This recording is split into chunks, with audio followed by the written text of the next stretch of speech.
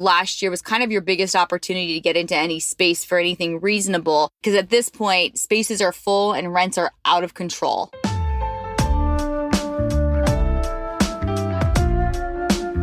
Coffee is all about convenience. Yes, do people like to hang out in cafes and meet their friends or have a business meeting? 100%. So that's still a function here, for sure. But what's more important than that is to be convenient. It couldn't have been worse for the West End. Everything shut down. It was pretty brutal, if I'm honest. Hi, I'm Jeffrey Young, Editor-in-Chief of coffee business magazine 5THWAVE. On today's podcast, we'll be discussing the impact that COVID has had on the real estate property market for coffee and hospitality businesses, and how finding the right site could make or break any new cafe opening. We'll explore the success factors that make for a great coffee shop location and find out what's happening to rents and site availability across London, New York, and Los Angeles. We'll be speaking with Julia Wilkinson, Restaurant Director at Shaftesbury, a landlord and property developer based in London's West End, Heather Perry, Vice President of Klatch Coffee in Greater Los Angeles, California. But first, let's kick things off with Russel Helbling, Managing Director of Katz Associates, to discuss retail location strategy. Russel is a seasoned real estate broker based in New York, having exclusively represented Starbucks Coffee Company for the past 16 years. Welcome, Russel. Thanks for having me. I'm excited. To start off, could you give us an overview of the landscape for property in New York post-COVID? Has New York's property market recovered? I wouldn't say that it's not fully recovered. No, I would say that it's recovering, and at least, tangentially, I'm seeing a lot of deals happening and markets continuing to strengthen again. During the 24 months, let's call it, of the heat of the pandemic, New York City was weird. There's no other way to describe it. At least even early on, I'd go to the city to get something, and it was a ghost town. It was very, very eerie and very, very strange. But I'd say it is recovering, and there are deals happening. And I know some tenants that were very much, I'm not opening any more stores in New York City. Call it, even as far as 6 months ago, are starting to look again and look to the markets and start to do deals again, which I think is great. New York City is a resurgent city and a resilient city. And I know we're going to turn it around, but we're not pre-pandemic levels yet. No way. It's going to take time. So what's happened to rents in New York during this period? Have rents gone down, or are landlords opting to keep properties empty?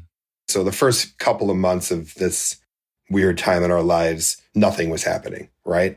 And then as some, tenants started to, poke their heads out and say, okay, I see opportunity now, and there's got to be some vacancies that maybe spaces we couldn't afford in the past and deals we couldn't do in the past, whether it was economics or competition for space. Let's get out there and try to do deals. And during that, call it 6 to 10 month window, mid 2021, I think there was a lot of deals to be made. And when I say deals, I mean actual deals where landlords were being very aggressive and lenient and wanting to cut deals with tenants, especially good tenants, especially national tenants or brands with multiple locations in the geography. We were seeing deals being done at, call it 50% of the asking rent, and we were doing step ups in the rent. So let's say a landlord, I'm just using round numbers, was asking $10,000 a month for their space.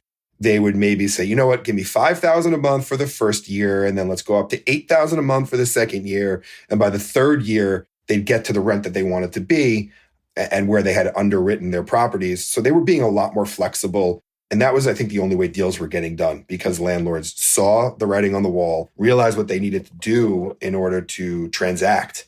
And they were, and deals were happening. When that started happening, though, and other tenants saw landlords getting much more aggressive, more tenants came out of the woodwork, and now there became more competition on the spaces. Once more competition happens, it's like anything else, supply and demand, right? Once there's more tenants looking at the spaces, landlords started to get smart, and those really aggressive, really attractive deals started to trickle away. I'd say now we're back at a point where competition is strong on spaces. Landlords are maybe a little bit more flexible than they were pre-pandemic. I think that's going to be the way of the world going forward for a while, as we kind of reset where rents were. I think that rents, not only in New York City, but everything surrounding it, were extremely inflated based on the strength of the market, the strength of the economy, and again, supply and demand. Landlords could ask anything they want if they had tenants clamoring for their spaces.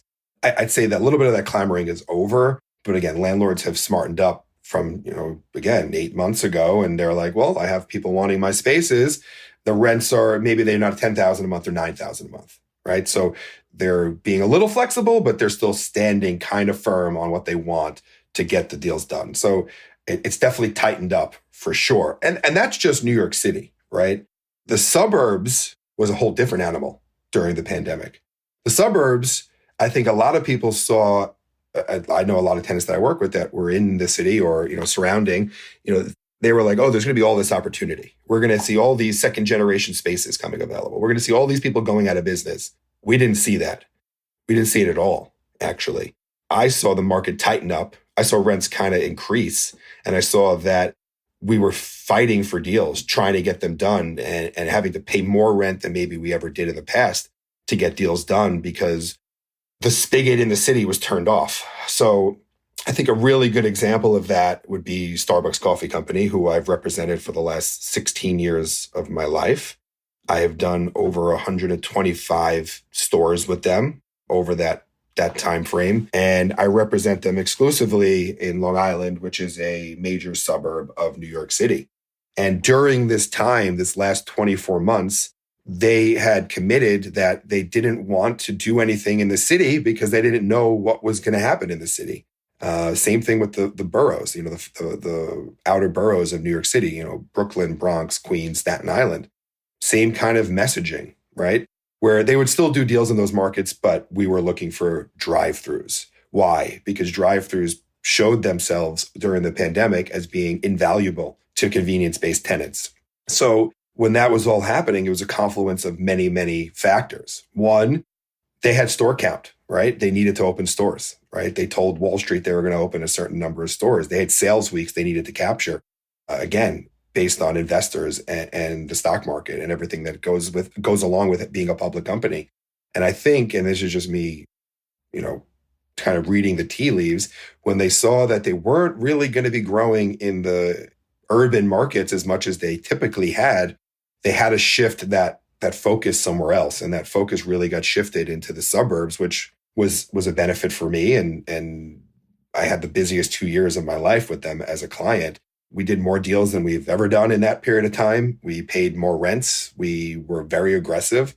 And quite frankly, the real reasoning is that we saw the success of drive-thrus. A lot of the stores that didn't have drive-thrus weren't open during COVID. And we were still functioning through our drive-thru window and doing the sales and being, making money at the end of the day, because that's their goal, right? Is to be a profitable company. So they really leaned into that. And I've seen that not only with Starbucks, but I've seen it with many, many tenants, whether it's fast food guys. They started going crazy in the suburbs, being very aggressive, attacking sites, paying bigger rents that they've ever paid before, dropping clauses in their deals that they typically wouldn't drop just to get the deals open because they saw the strength of the market, the strength of the drive-thru, and the strength of the suburbs. And that was bolstered by the mass exodus of people out of New York City over the last 2 years, where people are either, moving to other parts of the country. But, if I just look at my circle of friends and colleagues, most people that were living in the city who were, I'm never leaving the city people, at some point during this thing, were like, you know what? I want to move to the suburbs. Living in the city isn't great right now. And many people did it. And that just increased the population. It brought more strong customers, people with real income, people that appreciated better quality food and beverage. And they were moving out, not only to Long Island, Westchester, Connecticut, Northern New Jersey, et cetera. All of those, the donut, the New York City is the hole in the donut, right? And everything outside that donut, people were moving there because they wanted better quality of life. They have kids, they want a backyard, they want a driveway and a garage and all these things that you don't get by living in the city. And that, again, just more people, disposable income, spending money on, discretionary items like coffee, like dining out. And I think that, that kind of raised all ships and everybody started to do really, really well in sales, at least in the suburbs. So have the suburbs now, have they kept it up over that period? I mean, obviously they had this moment when New York City was closed down effectively and everyone's moving out. Have the numbers stayed buoyant? And is this going to be a permanent shift? At least now it seems that way. I haven't seen a fall off in rents. I haven't seen a fall off in competition for space. It's still, ferocious competition for good corners, for good spaces. At least in the short term, I don't see rents coming down. I don't. Again, it goes back to what I said earlier, supply and demand.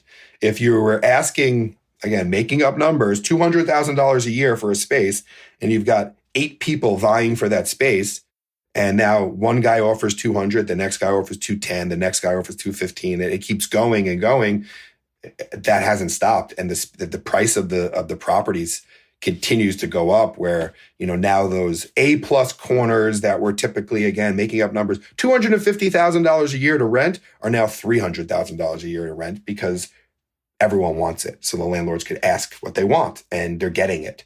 And as long as the tenants keep paying it, they're going to keep asking it. I think it will right-size itself at some point. That's this, markets are cyclical and that's how this works. But at least for right now, it's no time in the near future will it come down. I just don't see it. Now, what is the key? What are the absolute 101s of getting a site right, picking that location? What are operators looking for? I think that's a great question. So when we talk about coffee is all about convenience. Yes, do people like to hang out in cafes and meet their friends or have a business meeting? 100%. Howard Schultz always said we were creating the third place, right? You've got home, you've got work, and then he wanted to be your third place. So that's still a function here for sure. But what's more important than that is to be convenient. And how do we deliver convenient spaces? Well, first and foremost, we're always looking to we want to target AM traffic, so morning traffic, because typically people want to get their coffee in the morning on their way to work. And for us, at least, again, now talking suburbs of New York City, it's what side of the road do you want to be on where it's a traffic pattern to go to Manhattan? Now, again, all of this is kind of wonky with are people going to work and not, but I think it's just tried and true. And as things continue to normalize, it's going to stay tried and true. But what you want to be is you want to be on the morning drive, on the morning commute for people that are going towards work and going to the city. And every suburb's going to have, whether it's the north side, the south side, the west side of the road is different based on where you are, right? But you're looking to capture that traffic pattern. And it's the same thing with then being convenient to a train station. People take public transportation into the city. Again, weird time right now, but it's going to come back. So you want to target locations that are going to service those morning drivers. And that doesn't mean that people don't come in the afternoon, but the bulk of their business, any coffee operator, is going to be, call it between 6 a.m. and 11 a.m. in the morning. That's when people are coming to get their coffee at a coffee store. So first things first, capture AM traffic. Second thing is visibility. People need to see you. So we want to make sure that we're on that AM side and that people know you're there. Because once they know you're there, we're training the customers, right? The customer pattern will be learned. So even if they don't know you're there at first, once they come once, they know where they are, and then their morning habits will change so that they're able to come in and get their coffee on their way to work, the most convenient way to go to work. So that's obviously important. The next thing in this location is accessibility. So again, now we're on the right side of the road. People see us. Can they get there, right? How easy is it to get there? Is it at a traffic signal, right? How are the curb cuts? Are there enough of them? Is there a stop sign? Is traffic going to be slowed, etc.? And the next thing that's very important is parking accessibility, right? It's typically a very quick transaction. And that's why most of these better coffee operators are using apps and mobile order paying and, ordering in advance, because it's about churning people in and out because they want to get their coffee and go. The next thing to overlay, which I think a lot of coffee operators are looking at, Starbucks has been doing it for a long time and they've gotten really good at it, is the drive-through component. Cool cafe where people come to hang. But as things have shifted and we've realized that coffee is convenience, coffee in the morning, people want to be in and out and get on their way, drive-throughs make that possible. And a drive-through adds so much convenience for the customer that it's definitely the future, I think, of what every coffee operator is going to do. And whether it's, again, Starbucks or a guy out of the city like Gregory's Coffee or Dutch Bros that's making a big push drive-throughs across the country, where they're just micro drive-throughs, Dunkin' leaning in much more to drive-throughs. Everyone is leaning into drive-throughs. And I think that COVID just accelerated that need when people couldn't come into the store. But it's a sound business model because it's the ultimate convenience. You don't have to get out of your car. It could be rain, sun, snow, doesn't matter. You can have your kids in the car on the way to soccer practice. You want to get your coffee. It's easy. You pull up, you order, and you're on your way. And I think that drive-throughs are the most important thing to coffee convenience going forward, especially in the suburbs. Wow, incredible. We're even seeing drive-through becoming a major trend here in the UK too. And what about the size of location? You talked about the convenience, but there is this angle of meeting up with friends and hanging out a little bit, maybe diminishing a bit. So are you expecting coffee shops to diminish in size over time, where it becomes much more transactional? So no, I'm actually seeing the opposite. I'm seeing stores get bigger. And why, right? I think that's the why is what's important here. So you had your sales without a drive-through. You have your engine in the store, right? That's what we call it. The engine where you're making the coffee. It's a certain size, right? And it was able to accommodate the line to get the throughput in through the store, to get the transaction and move it on, right? As you then overlay the drive-through capacity on that, that's going to, you would imagine, increase your sales, increase the amount of people coming to the store. So you need more space to be able to craft the drinks and make the drinks and brew the coffee, and also still service people inside, et cetera. So I think that in order to accommodate the increased volume of cars and volume of customer, you have to go a little bigger in the stores to accommodate more space to make the coffee, make the drinks, make the food, whatever you're making. And I'm seeing it across the board, not just coffee. People who were smaller are going bigger. And the other caveat to that, the other factor that's driving larger sizes, in my opinion, is the Uber Eats, the DoorDash, all these brands that you can call and order a cup of coffee at a Starbucks and they'll come deliver it. But now you've got people that aren't coming to your store that are ordering it. You've got a third party coming to pick it up. They need a place to go, and they need a place to store it while you're waiting for it to be picked up and then taken out the door. That whole business is a business within a business where you need room to accommodate it. Wow. Obviously, you work with a very, very big brand. What about the smaller players? Is there going to be opportunities for smaller specialty coffee operators in this marketplace as things get so much more competitive and race for the best sites? What's the opportunity for smaller operators? I think that Starbucks is it was like the gateway to better quality coffee. Everyone knows Starbucks. Everyone drinks Starbucks. Doesn't matter what market you're in, from a lower demographic, middle of the road to high end. Starbucks has become that. That was the gateway. And that opened people's eyes to better brands, better quality coffee, and then really becoming passionate about coffee.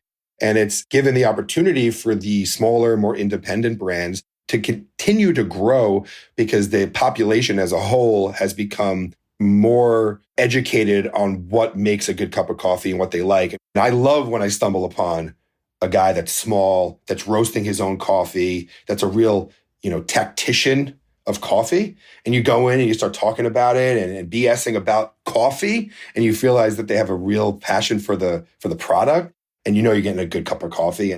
And to me, that's exciting and that's great. And I think that that's the opportunity for other, smaller third wave brands to continue to grow. And do landlords want these smaller brands? Yeah, I mean, it depends. Every landlord has different desires, but I've seen the landlord at this point is also educated about coffee and understands the strength of having a coffee operator, whether even if they're local, but if their product's good, about what kind of traffic that operator is going to drive through their building or their shopping center or their office or whatever it is. They see the value there. A lot of landlords see the coffee operator as an amenity to the building.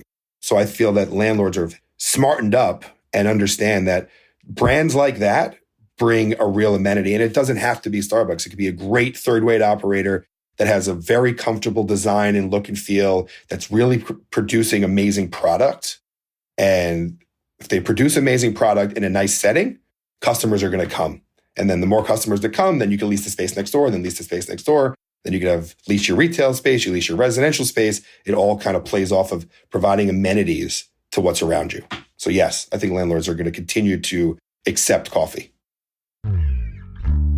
Well, that's a great way to end it. Thanks, Russell, for joining us here on Fifth Wave. Absolutely. My pleasure. Had a great time doing it.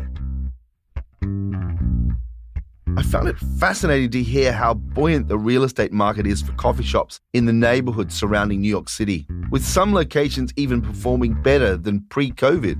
Russell gave us a powerful list of the key factors to consider when selecting the perfect coffee shop location. Convenience, especially for the morning trade, visibility, accessibility, and increasingly drive-through. Let's head across to the west coast of America to catch up with Heather Perry, Vice President at Klatch Coffee, a family-run chain of cafes and a roastery in California. We spoke to Heather last year in episode 18 on the role of food in coffee shops, which you can head back and listen to if you missed it. Heather is a two-time US barista champion and has a deep understanding of the US coffee shop market. Let's hear from Heather on how the coffee shop real estate landscape is performing in LA compared to New York. Welcome, Heather. Delighted to have you here on Fifth Wave again. Thank you so much. Today's topic is location, and the importance of finding the right site.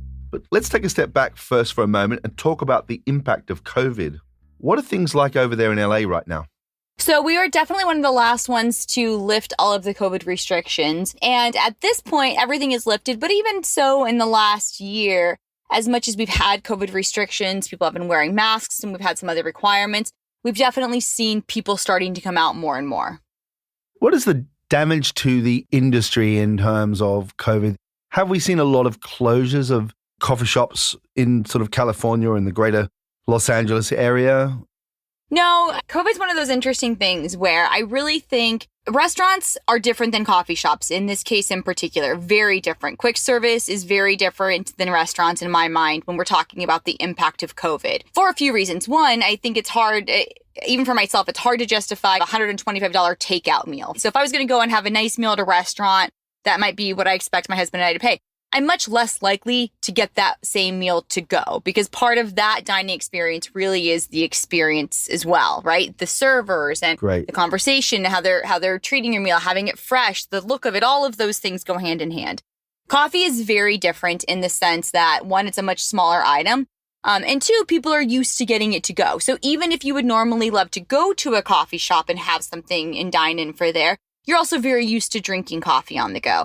So coffee shops, I think if you ran a smart business, you could survive COVID and potentially come out of it even stronger. What's interesting for us looking at our business model, and this is not to discredit anybody's struggles during COVID or to discount them or anything like that. I know it was really hard for a lot of places and we really struggled as well in certain times. But some of the things that we really did was we looked at our business and said, how do we be as efficient as possible? How do we look at our costs? How do we look at our wastes? How do we really manage all of these things really carefully?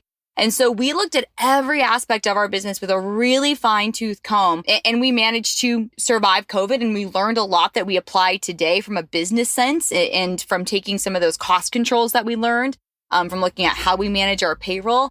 So it didn't have to be a damning thing for a business. I think a lot of the impact that COVID had on your business was potentially where you were. For instance, if you were in a downtown area where all the businesses were closed, I think it was obviously a much different conversation. Most of our stores are in suburbia. So for us, people would come, even if that was only their 10 minutes of the day out of the house, even in peak COVID. So I think there were still ways to manage it. And that's how we have come out of it and survived COVID. What has been the impact of that on rents and on availability of sites for coffee shops in the Los Angeles area? So what's interesting is you would think that there would be a plethora of spaces available, and that is not the case at all. I think last year you hit the peak of availability. When COVID started in, March of 2020, I think those first couple months in that summer going into that fall are where you saw the biggest impact on businesses. And so talking last year, January through March, you saw who survived and who didn't. And so last year was your biggest opportunity to get into any space for anything reasonable, because at this point, spaces are full and rents are out of control. Rents out of control. Yeah, I mean, everything from commercial buildings. We're trying to buy a new commercial building for our roastery. Huge dollars right now and very little availability. It's funny enough, a little bit like the housing market, to be totally honest. I don't know how the housing market is around the rest of the world. In the States, it's really high, and in California in particular, the housing market has increased in Southern California 70% in the last year, and the rates are ridiculous. That's quite a surprising finding that rents are high and there's very little available for coffee shops. I'd like to now turn to the kind of concept of what makes a great site for a coffee shop. How do you select a great site, and what's the process you go through to make sure you identify the right site? That's such a tough one, and we're exploring a bunch right now, and I think there's a few big questions around that, and it definitely depends on the business, obviously, and what the business model is. We were talking about rents being really high right now, and a big part of what people are doing in Southern California is you have chains getting bigger. All of the chains' ground leases are becoming a much bigger part of the market here in Southern California, and that makes it very difficult for the smaller guy to get any kind of competitive site, if you will, what you would deem a good site. And a lot of landlords want brand recognition in their place as well. So they want something that they know is going to be there long term. So if you're a newer player to the area, it can also be a little bit tricky. One of the things that I think was really interesting during COVID, and this is an interesting way to look at it, but we were able to be so efficient because everything was takeout. When you do dine in, even for somebody like a coffee shop, we have to have extra people on the floor to manage the floor, to keep it clean, to create your interactions with customers are longer. But it's interesting because now that you're coming out of COVID, I have to incur those additional labor costs. I think one of the things that we learned in having different models for ourselves is we can make a lot of different business models successful. For us at Klatch, it's having a plethora of them that I think has really allowed us to come out of COVID doing well. Having a drive-through, having ones that have large patios, having ones that have small footprints and are mostly to go. Having that kind of diversity in our cafe model, I think allowed us to capture so many different markets and come out of it. Right now, our stores that have the largest footprint and the largest patio space are the ones that are thriving right now because people want to get out, they want to gather, they want to meet with friends. And our drive-throughs is still doing well, and I think drive-throughs will probably in Southern California always do well.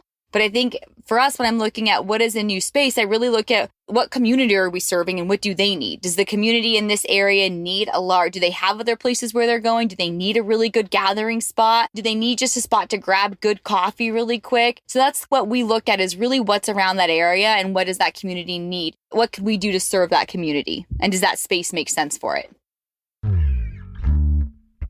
Great. Thanks, Heather, for joining us here today on 5th Wave. You're very welcome. Thank you. I was staggered by the increase in the cost of rents in LA, almost as though COVID never happened. Heather's best advice for selecting the ultimate coffee shop location is to figure out what the community wants and to pick the retail solution for that purpose. Let's head over to London now and speak with Julia Wilkinson, restaurant director at Shaftesbury, a property company listed on the London Stock Exchange. Shaftesbury invests exclusively in the creative areas of London's West End, operating 600 freehold properties focusing on shops, restaurants, cafes and bars. Welcome, Julia. Thank you for inviting me. What do you think the keys are to a great location for a hospitality venue? So I think a diverse customer base is really important. I mean, talking about the West End, which is obviously our exclusive focus, if you look at our customer base, you might initially think, well, Carnaby and Chinatown, they're very much tourist destinations. And obviously that is incredibly important. But actually the West End has a huge working population. And, historically, they've been here 5 days a week. We are seeing quite a rapid return to the office at the moment. But equally, the West End has a strong residential population. It also has a lot of students. Plus, you've got the day visitors, whether it's people coming to shop, people coming for the entertainment district. Now, you mentioned that the workplace is coming back. What does that look like compared to March 2020 when everything just ground to a halt? I mean, it couldn't have been worse for the West End. Everything shut down. It was pretty brutal, if I'm honest. But actually, what we're seeing now, the restrictions are lifted and say office workers are coming back and tourists are coming back. The West End is really coming to life. And We did see this last year when the first wave of restrictions were lifted. Actually, the West End bounced back really quickly. And I think the sort of unique experience that you do get in central London was the reason why it rebounded so quickly, and why, despite the huge setback of Omicron at Christmas time, we knew that come the new year, when restrictions were lifted again, you'd see the same bounce back. And actually, I think we're going to see the recovery picking up even more quickly. Great. And what does that mean for occupancy rates and rents? Are rents back to the levels pre-COVID, or has there been an impact on rents? In terms of our portfolio, we did a huge amount to support our operators during those periods when they weren't able to trade. We made the decision early on to contact all our operators directly. We didn't hide behind managing agents. I was literally on the phone for the most of the first sort of 3 to 4 months, speaking directly to all our individual occupiers. And most of them are independents. They're founder-led businesses. They were seeking reassurance that we were there to help them. And we did. And financially, we gave a huge amount of support. We're in good shape coming out of this. We do have some vacancy, but it's certainly not been as widespread as you might have predicted. Is there any data you can share on, is it just to get some numbers behind that? I think hospitality, and I can only really speak for hospitality rents, I think they probably reduced by maybe sort of 10%, something like that. That's increasing now. We're gaining ground on that. In terms of vacancy rates, we're currently at just under 3% across the whole portfolio. So I think that gives an indication of demand for the West End. I mean, obviously it was higher than that a year ago. But interestingly, we were still doing lettings during lockdown, and less in sort of retail and our offices where leases are shorter. But I think the difference with hospitality is that hospitality operators tend to take a much longer term view. You're typically signing a lease for 10 or 15 years. So agreeing a lease in sort of, late 2021, early 2020, there were some opportunities there to agree some good deals at slightly lower rents, in the knowledge that, you're securing an opportunity for the next 15 years. So I think that speaks volumes really for the industry. So it sounds like there's a bit of a bounce, and there must be, some quite a strong demand now for hospitality spaces in the West End.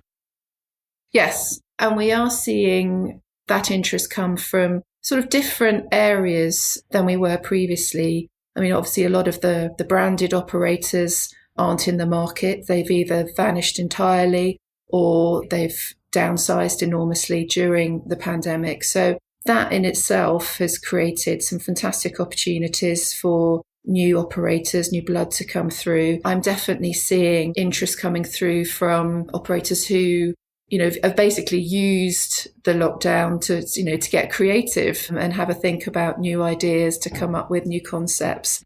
Am I right to say that there's potentially there's a sort of a falling away of the tired old brands we're going to see a lot more vibrant, young independent businesses? Absolutely. And a really nice example of that, which I've been directly involved in, is Charlotte Street in Fitzrovia. So that, is a very historic, very beautiful dining destination. But over the years, it became a little bit of a victim of its own success, and the branded operators moved in to Charlotte Street. So 3 years ago, perhaps 2.5 years ago, you'd have found a Oaxaca, a Coat, a Zizzy, a Pizza Express. They've all gone.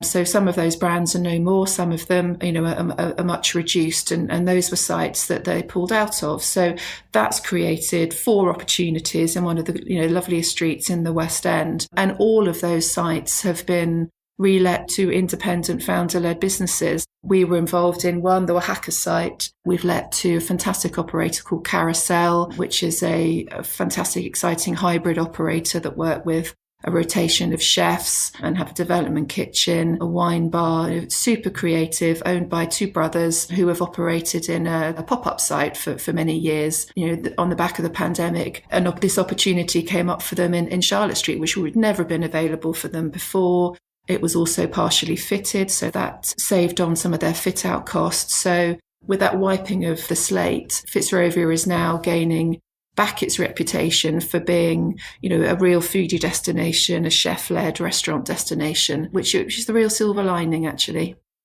And just to be really clear, what is it about the branded operators that you steer away from? Why would you come to the West End if you can go and eat in that and have that same eating experience 5 minutes from your door? And actually, history has proven that the covenant strength, that historically companies were drawn to these branded operators because of the perception of covenant strength. In a difficult market, these are big companies, they'll always be able to pay the rent. Well, the last couple of years has proved that's actually not the case. Wow. There's been countless CVAs and liquidations, and actually landlords that were exposed to these kind of brands across the country actually found themselves in a very precarious position. Whereas our portfolio, with its focus on lots of small and independent-led businesses, granted through the financial support we gave them, but also the practical support, most of these operators were able to weather the storm. They diversified, they found ways to offer meal kits and online activities. And, while none of that compares to trading in the way they want to, that was enough to get them through. And now they can reopen and they can start to recover. What are the traits of those truly great businesses? So the businesses that I've worked with that have seen the greatest long-term success are the founder-led businesses where the founders stay with the business. They don't, sell out to private equity. They don't have a 5-year, exit plan. They love it. They live and breathe it. They're passionate about it. And we've worked with operators over the years, including the guys behind the Palomar, the Paskin family, who have 4 sites with us. All 4 of those are completely different concepts. So 2 are Middle Eastern restaurants, but very different concepts. One is a cafe, one is a bar. So, they don't take the easy road of just replicating their initial success. They challenge themselves every time. Julia, thanks for joining us today on 5th Wave.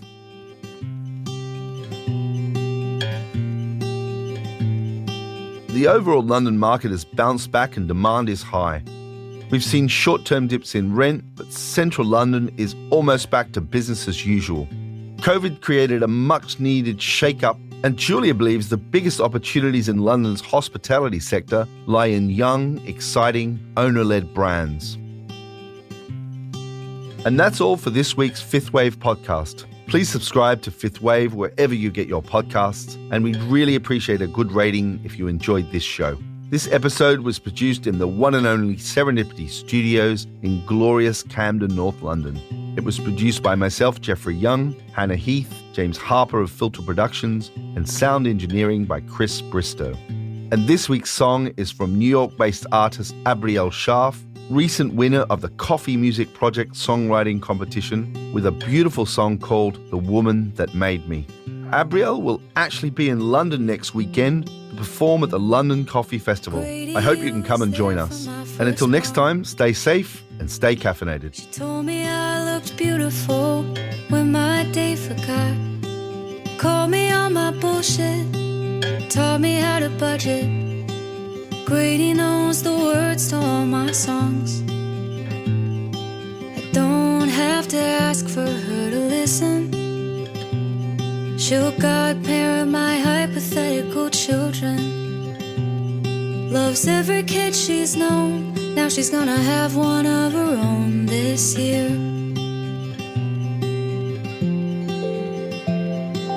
Monique can read it on my face. Watch me unfold and give me notes to try another take. Worked overtime for nothing to show me I was something. Monique told me all the world's a stage. In dark times she's always seen me golden. I feel a love without it being spoken. Say we'll catch up when time's past and hope it doesn't move as fast next year.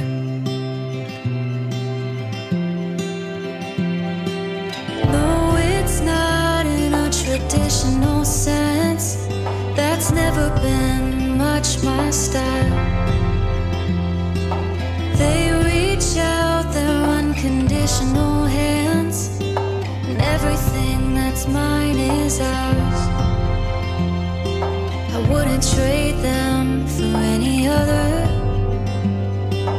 Even though they're not my mother, these women raise me. The women that made me.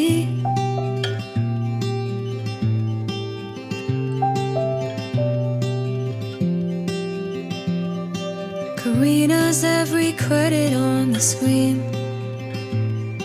Her 2 boys and her husband are my second family. She'd house me for the summers, treat me like a daughter. Karina, I still see you in my dreams. Never stop long enough to get a picture, to look on when I really start to miss her. She was only sick at first, till she got a little worse last year.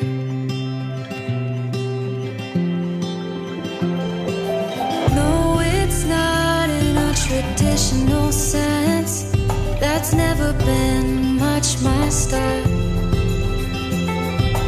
They reach out their unconditional hands, and everything that's mine is ours.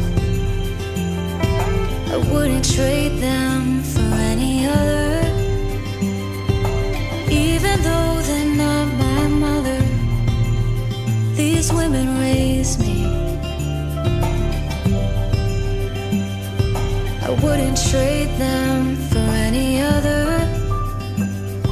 And God, I wish they were my mother. These women say